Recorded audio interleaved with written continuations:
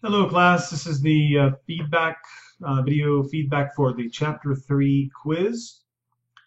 So I'll just go through as I usually do and try to give you some feedback on sections, especially those that might have been problematic as I went through and graded those. All right, this first one, the culture. Not too many problems here. I'm going to kind of just scroll through that. Same thing with this next one. Okay. Okay, right, two activities you normally do in each of the following situations or places really could be pretty much anything that was reasonable. Here I accepted pretty much anything as long as it was a verb in Spanish, because you did need verbs, as you can see here from the modelo, una clase de historia, leer, escribir, so a history class, to read, to write. So anyway, there weren't too many problems on this section. Okay. And then the next one here, complete the following advertisement with the appropriate words or expressions from the list. Really just a vocabulary activity. I think there weren't too many problems that I can recall on this one. You just had to kind of go through and through process of elimination, figure out which ones were the best. All right, so I'm going to continue here.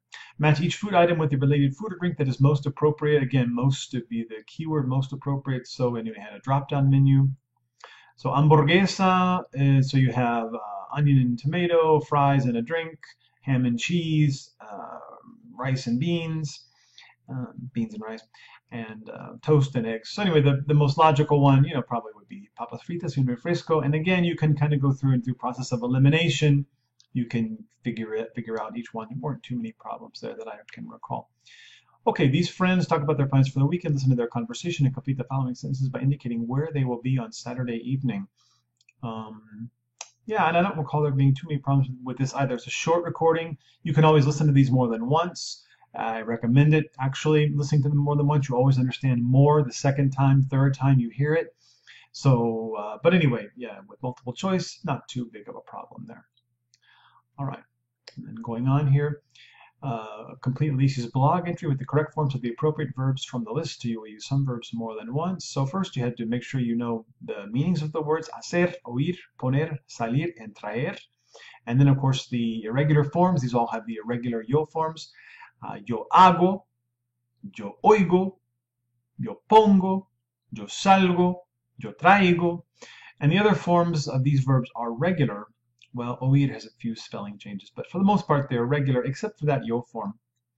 And anyway, then you go through and you put in the correct form. So, todo está mal, estoy muy cansada y mi hermana es muy egoísta. Por la mañana, yo salgo para la universidad. I leave for the university at 7 in the morning.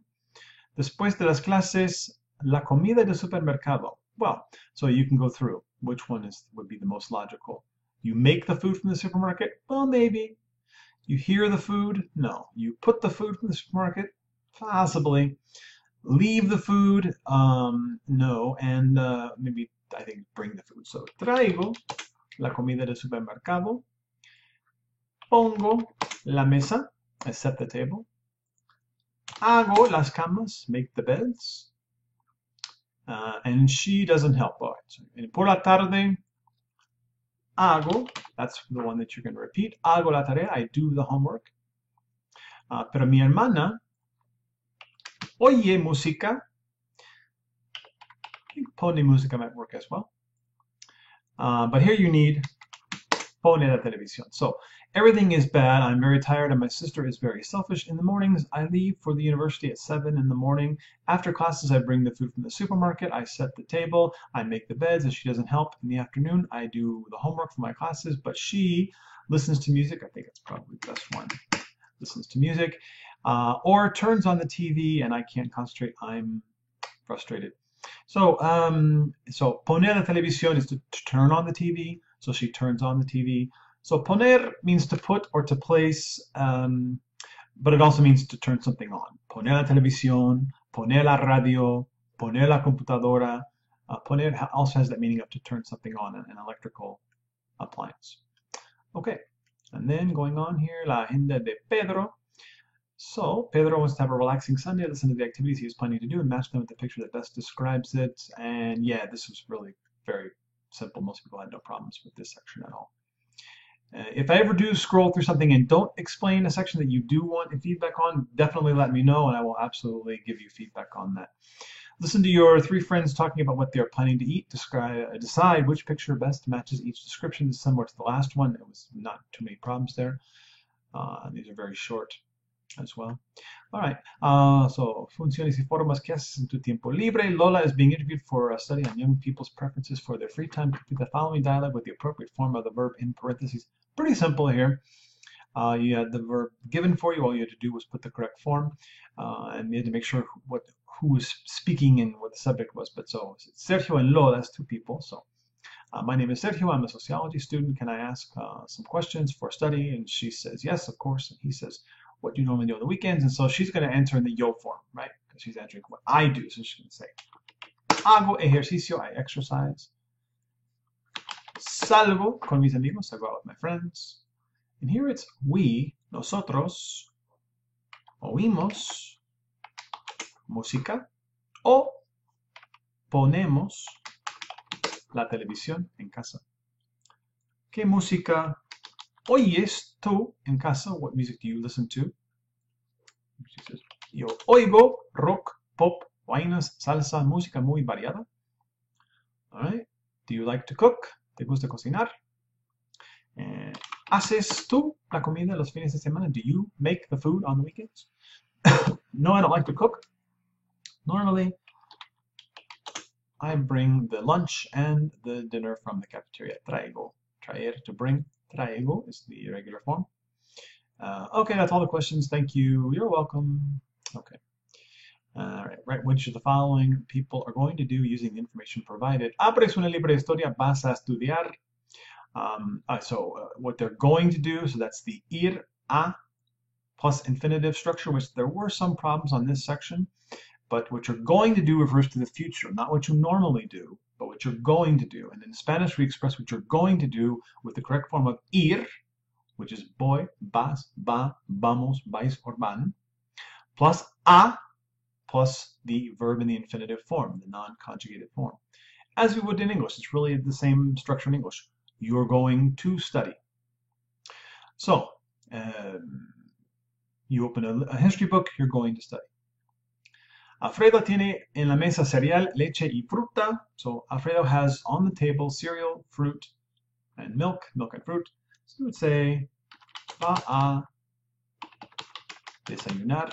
He's going to have breakfast. Va a comer. So desayunar means to eat breakfast. So you don't need to say comer desayuno.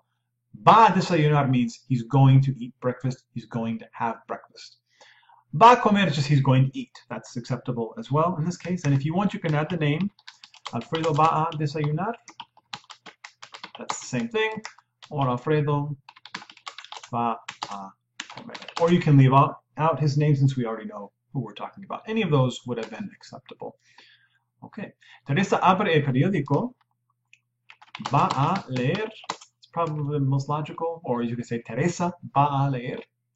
But you need the correct form of ir, which in this case is va, a, and then the verb in the infinitive form, leer, the unconjugated form. She's going to read. It's really the same in English. Laura y Tomás ponen la televisión. Van a mirar televisión. Televisión. You can also say van a ver televisión. Either one. Or you can be more specific. You could say van a ver un programa de televisión. You could say van a ver una película. You know, but you have the ir, form of ir, which is van in this case, because it's plural. A, and then the verb. Esteban y yo salimos para la playa. Okay, so this is Esteban y yo, so that's we. So vamos a tomar el sol. Vamos a nadar. Vamos a caminar en la playa. Really, anything that's remotely logical will be fine. Yo llevo un MP3. Voy a oír música. Probably is the most logical. Okay. So those are your answers for that section.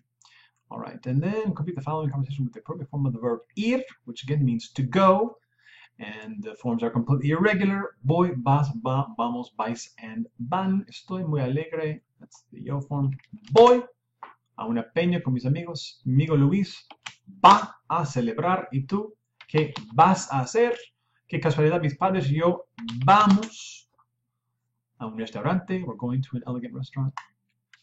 ¿Qué van a hacer ustedes? Ustedes is the ellos, ustedes form, the plural form, so van, and so on. Okay. And then the numbers. Well, numbers are tricky. You really need a lot of practice, but it really does work like English as far as writing out the numbers. For the most part, it works like English exactly, but for the most part it does. So anyway, so this is 845, 845. So it really does work the same way. So 1,897, so it's 1,897. So in English we say 1,000.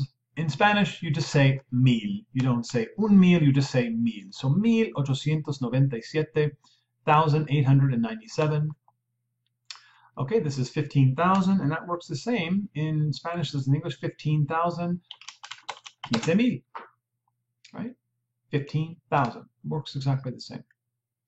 23,400. 23,400.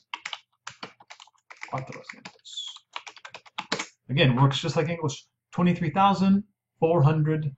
There you go. So it's all one word. Okay. New car, 326,044 new soles. So soles is the currency in Peru, which he says here. Yeah. So 326,000. So 326,000.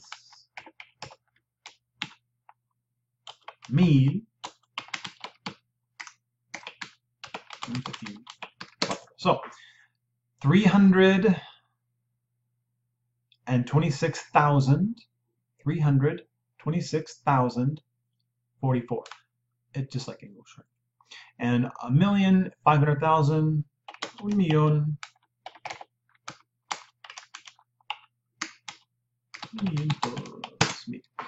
1,500,000. 1,500,000.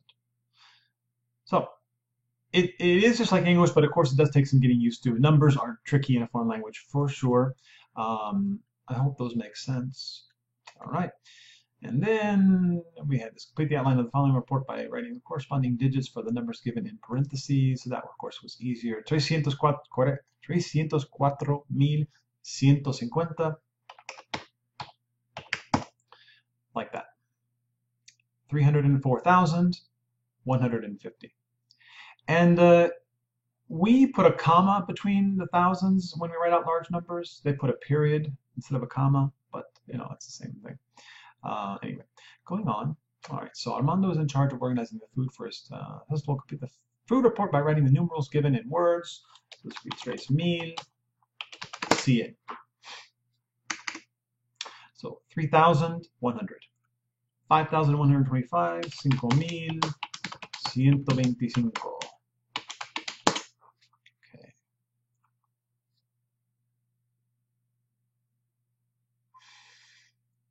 Next page. All right. I won't go through those again. I think you can get the etymology of this one. 10,000, 10,000, and so on. Okay. Listen to these Peruvians as they tell you where they're from in the distance. Okay, more numbers. Now, numbers. Listening to numbers is even more challenging, but again, you can listen to these as many times as needed, and you really just have to get used to hearing those numbers in a foreign language. It is challenging, but it's a good thing about the files here is you can listen to that as many times as you need. All right, saber and conocer. So saber is to know facts and information and how to do something. And conocer is to know people or places, or to be familiar with a place, or to be familiar with a book or a work of art or something like that. So saber, facts, information, skills. And conocer is familiarity and knowing people. All right, so actually I'm about out of time because I have a 15-minute limit on these, so I will cover this in the second part of the video, okay?